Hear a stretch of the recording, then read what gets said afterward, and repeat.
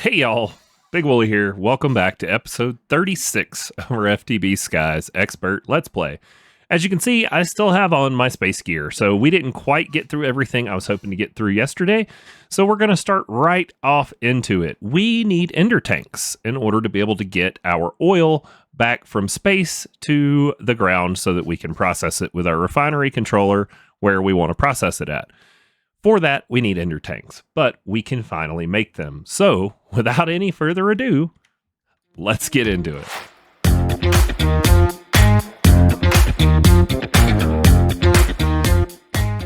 Alrighty, so I think I have everything I need. The only thing I made that we didn't make together before is the Skystone tank, and I did not grab out my Afrit essence. So let's grab that Afrit essence, and then I will show you the recipe for that tank. So the recipe for the tank is the Skystone that we made with our Pure Daisy last episode and some quartz glass. You just combine those to get them. And then the other thing that we need is the Afrit essence, which we are going to need to figure out a way to farm this. Gonna work on trying to come up with that. It looks like it may be easier to go hostile neural networks with a data model than it is to try and use Drigmees, but Drigmees would be more unique and fun if we can figure that out. So it is still up in the air what we're going to do. I went ahead and set up the ritual for making the ender tanks. These are done in a ritual, and it takes 2 ender drawers, a quantum mechanism, an Afrit essence, with a Skystone tank in the middle. All right, and you get a pair for each craft. So there's our first set of ender tanks. That will allow us to move fluid interdimensionally. No problems at all.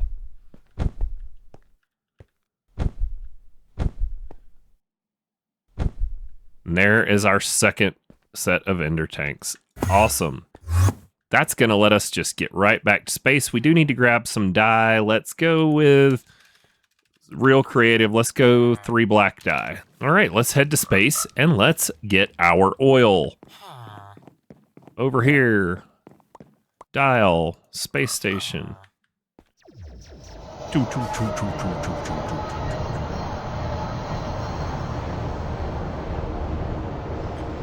For some reason, my oxygen is not... Oh, it is on. Okay, so I should be able to... Nice. Cool. So this will actually almost get the whole space station, but when you are all the way on the other side, especially if you open any of these doors, you will notice right over here... There you go. It starts to run out. So it's not quite enough. Maybe it needs to be centered. I'm going to look into that. But let's set up this room here. All right, we're going to put our laser drill and stuff in here. So fluid laser base is going to need to go in the center. Is there a center? 1, 2, 3, 4, 5. Yep, it's going to be right there. 5. 1, 2, 3, 4.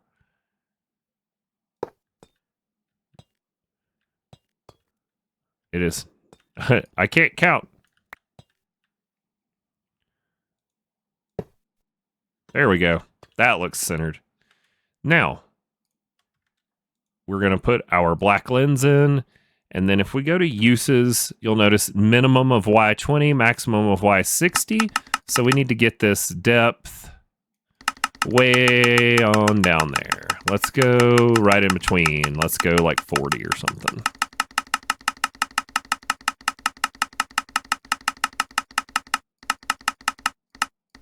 Right in the middle. All right, now we need laser bases.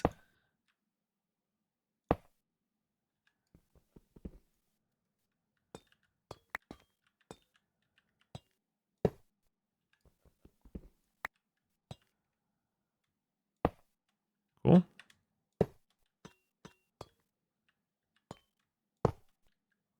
So that will start passively producing oil. Nope, these need power.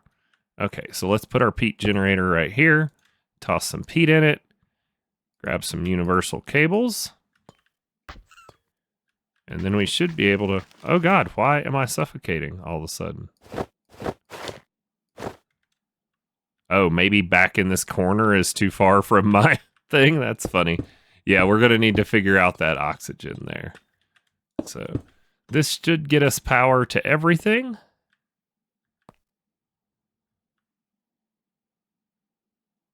And do we have oil yet? Crude oil. There we go.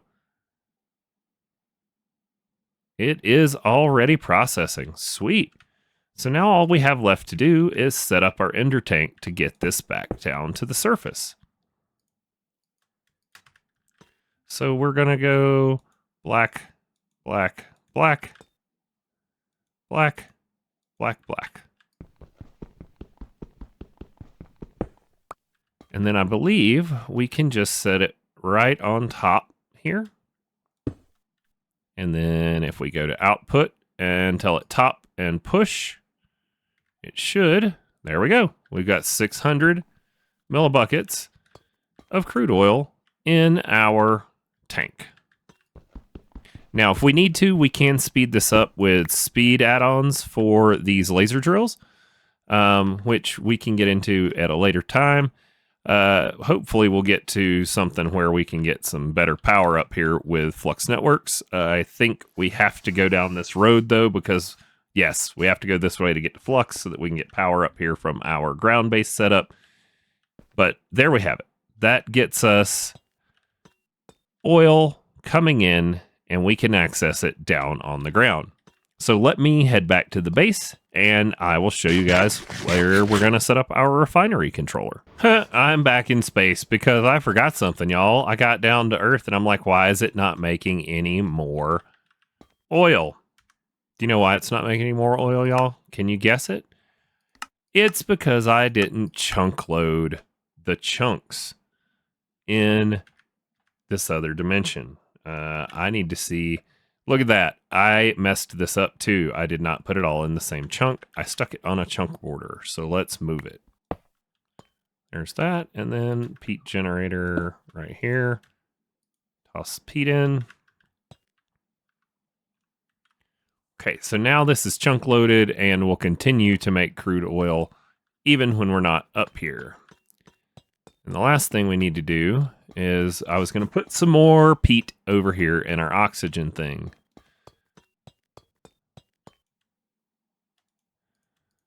Put half in each of these. There we go. And that should keep space station pressurized. Now, back out to the spaceport. So, we are going to set our crude oil right here. And then we need to feed it into the refinery controller, which is going to need pressure from Pneumaticraft. So maybe it should go over here. Because we have pressure over here on a setup that doesn't matter if it stays running. So let's, let's put it somewhere like this. And then I can just pipe some pressure tube over here to this. Yep. Temperature always on. Oh, we are going to need to get heat to this, so it's going to need to be a block higher.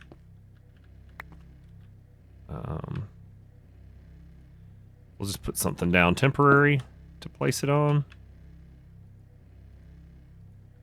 Actually, that's a mechanical pipe. Doesn't need to be temporary. We can use that. No, we can't, because we need a burner under here, Wooly. Learn to not be such a noob. Okay. There we go. Let's grab out that blaze burner. I think I got one in... Nope. Nope, I definitely don't have one in there. Let's go see if we have one in here. I think I have one in storage. Let's see. Blaze. There we go. Blaze burner. All right, we needed to make one more thing here. I kind of made it without hitting record. We need refinery outputs for our refinery so that we can get the various fluids that refining crude oil is going to turn it into. So I made 4 of those because there are, I think there's 3 variants we get from crude oil, but it might be 4. But either way, it's nice to have all 4 in case we need to swap it up and refine something else. So with that, we have a blaze burner. Now we're just going to need some fuel for that. Let's go with coal blocks. Just because you get a good burn time out of those. And then, where were we? Oh, did we grab pressure tubes? I think I have some in here. Nice. Okay, we need to get pressure to this, so it can come in over here on the backside. Oh my gosh, y'all, we don't need pressure. How many of you were yelling at your screen?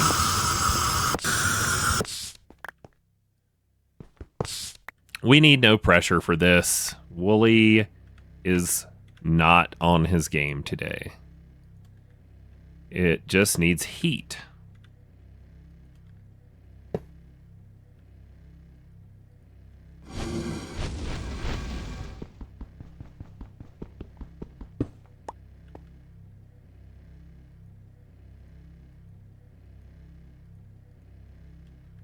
Okay, now those don't stack because I've placed one down. We're up to 4 buckets of crude oil, though. Heck yeah. And then we should be able to just pull the crude oil out of the tank. Refineries need to be stacked on top, so we need our output.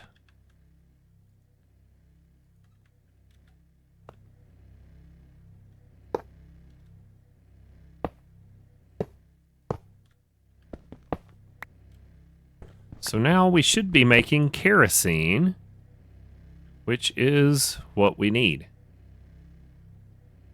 4 millibucks kerosene, heat. Let's see, warnings. 17 out of 24 block faces are exposed to the air. Oh my goodness, we need to fix that.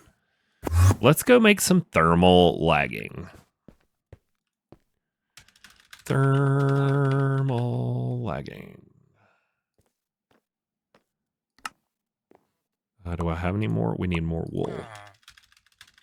Wool. String. Getting string from our mob farm is paying off. And then now we should be able to make the thermal lagging. This is something we haven't made before, but it is for Pneumaticraft machines, and it insulates them, but you can still interact with the blocks behind them with this on there, and it retains the heat better. So, yeah. Let's go insulate a bunch of faces. Because otherwise, our refinery is not going to make our material.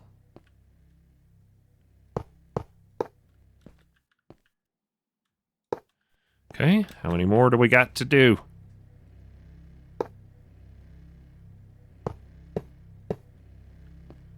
Are we there yet?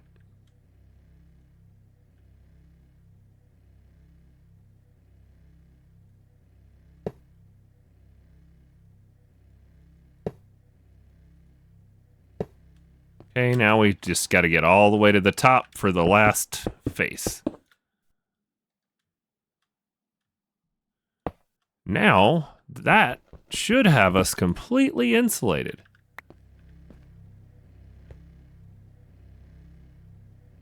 There we go. Heck, does it? You're doing enough? Cool. 5 buckets of crude oil, and we just now need to wait it out to get our bucket of kerosene. Let's see if we can speed this up. We can. And now we're getting diesel, which I think we can refine differently. I think we can use it instead of our biodiesel. Alrighty, let's grab ourselves a bucket. I think we have our bucket of kerosene to get us one step closer to power. Yes. All right. Now, we needed that kerosene for a part of this. What was it? It's the dielectric paste. Yes, 200 millibuckets of kerosene and a mana-infused copper to make the dielectric paste. That is going to get us into power. So give me a minute to go get some things together. We're going to let this run, try and get maybe another bucket or two of kerosene, and we will work on getting our energizing orb setup put together. All right, y'all, so we don't have to sit here and keep feeding this thing coal. I made a straw, or actually I used the one that they gave us as a quest reward earlier, gave the blaze burner a straw, and then I'm just piping the diesel out of the factory back into the blaze burner, and that is going to keep it active, and we will net gain on the temperatures we need, while also generating more of the kerosene. It will eventually back up and we'll have all the diesel we need. But right now, we're up to 3 buckets of kerosene, which should be enough to get us all the dielectric paste we need to get started with power. But I wanted to show you guys that rather than, you trying to feed it with a coal or whatever at your base. This right here works. Just make sure you chunk load this or it won't load when you're not here near it. All right, here we are at our fluid encapsulator. Let's make some dielectric paste.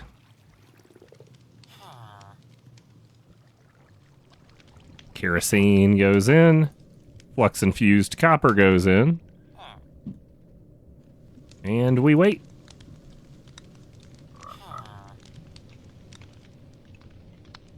Or do we?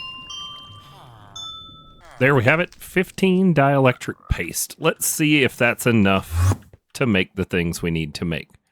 So for the orb, we need one of these casings, which we need these rods. And then these rods can be 1, 2, 3, 4. We can turn them both ways. Okay. And then we should be able to make this. So 1 casing. 3 of these. So we need to turn 1 more of these that way. And there is our energizing orb. Now we need the energizer bunny. Rod, energizing rod. Okay, so we're going to need another casing. So we need to make some more of these. Let's go and turn half of them the other way again. Make a casing. There's our casing. Now we need to make the basic tiny capacitors. Okay, and tinies, you take the capacitor and convert it to a tiny. And there. Now we have an energizing rod. We should be able to energize things. It gives us another rod for free. Hooray! Okay. So the next thing that we need to do is a dance. Woo! Yeah, we did it. We made the stuff. Yeah. Okay. Sorry. Give me a moment. Let's figure out where we go from here. All right, so we're going to set it up just right over here. The energizing orb actually doesn't need any power. The rods do. So we're just going to put down some power cables, place them right here. And then as you can see, they are charging up. So now what'll happen is if we put things in here that need charging, it is going to charge them. So let's look at what that next piece was. So Flux networks was what we wanted to get into, right? All right, y'all. Well, the sign says it, so I guess I got to do it. I had to pause in the middle of recording, and this was the note I left myself with what I had made. So I think we left off talking about how to use the energizing orb. So we set it up with power, which I think we already did. Let's go grab some stuff. The first thing I want to make is the ender core, because the ender core is going to get us into Flux to be able to move our power interdimensionally so we can power the moon without using peak generators. So that is just one of the dielectric casing we've already made, a basic tiny capacitor, and an eye of ender. So we'll snag those up. These would be another good use case for your ordered sorter. You can have it put in the sets of ingredients if you wanted to do some batch crafting. You would just point the ordered sorter in and then put the items in the order you want them to go in. But for demonstration purposes, we'll go eye of ender. We will go tiny capacitor and dielectric casing. Then once you have something in there that can receive energy, you'll notice they start energizing it. No power is needed on the orb, so it doesn't have to be above a cable. I just put it there for, for it to be centered. As a matter of fact, if you wanted, you could push this one back, for our setup right here. And we got our ender core right there from energizing. And it would still energize, and if we had another rod, we could put it here, and we could put another one there, and they could be surrounded by it. So you could definitely set it up all kinds of ways, but that is how we use it. And we're going to use it to make these ender core. The next thing we're going to need to be able to continue along the Flux Networks path is we need to start making some flux dust, which is just obsidian dust in a metallurgic infuser with redstone. We don't have an extra redstone set up down there to make our flux dust, so I'm going to make us a metallurgic infuser, and then I'll meet you over under the spaceport.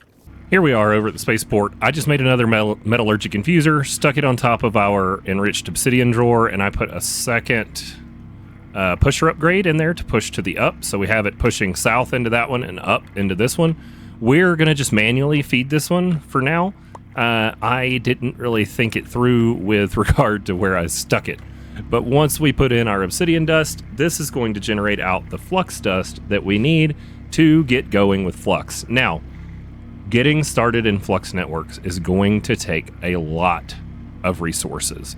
It's going to take a while, honestly. So what we're going to need to do is we're going to need to batch craft up a bunch of this stuff. I'm going to need at least probably 4 or 5 of these ender cores, because as we look through, we're going to need to make this flux capacitor, which is nothing special. We're going to need to make one set for every point where we want to connect power wirelessly to our network. So even if we're just going to space right now, that's at least one more ender core. Then to make everything work, you need a flux controller. The controller takes flux blocks, which each block is a set of 4. So each block is essentially one ender core, and we need 5 of them total for our flux controller. So that's 5 ender cores just for that. The extra one here, 6, and then the sets for the plugs and the points, so 7, 8. It looks like we're going to need 8 total ender cores just to get started, and a lot of flux dust. So because it's 5 per block, we need 5 blocks. That's 25 blocks for the controller. And then for the cores is another 4 each. So, and we said we needed how many of those? We need 6, so 4 is 24. So yeah, we need like a stack or more of flux dust. You're going to need 6 to 8, maybe 10, just depending on how much power you want to move over to it immediately. Ender cores. And then for every place where you're going to be putting power into the network, you'll need one of these flux capacitors. And every place you're taking it out, you need a flux point, which is just the infused alloys that we've already gone over. And as you can see, we're not quite backed up into the drawer of Signalum yet, but we have everything. All the machines are currently fully backed up into their buffers in front of them. 64 there, 19 here. So we're like a stack and a half, a stack and 3/4 away from like having the whole system backed up with usable alloys of all the kinds, all the way up to our quantum mechanisms. And I actually do believe there is a stack of basic control circuits made already as well. So didn't take us long to get there once we set everything up, and you just feed it, material as you have it. So this is definitely something to do as soon as you get to it. Just get these made, because you're going to need a lot of these resources going forward. I mean, it was even as simple as we already had obsidian dust right here, so I was able to just snag a stack out and put it in here for our flux dust and get us going, right? So that was really nice to just have all of it right here ready to go for us. I did bring some more redstone to enrich over, and we are running low on diamonds, but I did enrich some more diamonds because the diamond is currently out. So there we have it. Give me a few minutes and I will get together as many of the materials as I can for our Flux Networks, and we'll go over how to set it up. All right, so about 10 or 15 minutes later, waiting on kerosene to come in. That was our biggest holdup, was the kerosene for making our dielectric paste, because we needed the casings for those ender cores. Is that what they're called? Ender core. Yep. So we have our Flux controller, we have a Flux plug, and we have a Flux point. This is the basic of any Flux network's power usage. Now, your controller, contrary to popular belief, it can go wherever you want. Doesn't even need to be touching power. Just needs to be in your world. And one of the first things you're wanting to do, go to the network tab, tell it to create a new network. This will all depend on how you set it up if you're on a server or single player. I'm single player, so I'm just going to make mine public, and then, purple's my color, so we're going to make it purple. We're going to hit create. Now we have a network. So we're going to select this network, and you'll notice that the Flux controller changed. A couple other things we want to do in here. One of the biggest things is wireless charging. We want to turn it on for everywhere that it will let us wirelessly charge. Now, it will not charge your main inventory, but it'll charge any of your hot slots, and it'll charge things on your hotbar. So now, if we were to have our charge porter out, use it in space to get home, it will recharge in our inventory on our hotbar. So let's, second piece of the network. To provide power to your Flux network, you need a plug. That was the thing that took the Flux capacitor. We're going to put it right here, and then we're going to tell it, you're on Big Woolie's network. And now we're going to tell it bypass limit, and we don't need to turn on chunk loading because we're already chunk loading. Wireless charging should actually already be enabled. It doesn't really... Oh, I forgot to tick that box when I set it over here, didn't I? Yep, I forgot to tick the box to enable it. So, yeah, don't forget to tick that box, but now we're sending wireless power, and this is set to bypass limit. It'll pull power out of there as fast as it'll let it, but only so much. Now, let's go to space and show you how this is going to benefit us up there. So if we were to come back to our main one, and let's dial up our space station. So now, the reason we wanted this is because this is interdimensional, meaning that it doesn't matter if we're in the nether, if we're in space, if we're on Mars, the moon, whatever, we can send our power there. So this has been struggling to keep up with power, but if I were to set down, say, a basic energy cube right here, which we don't even need the energy cube, but it'll be nice. And then I'm going to tell the energy cube that you are input and output on all sides. And now these machines should all fill up from there, from that cube. And this peat generator is not going to have to work as hard.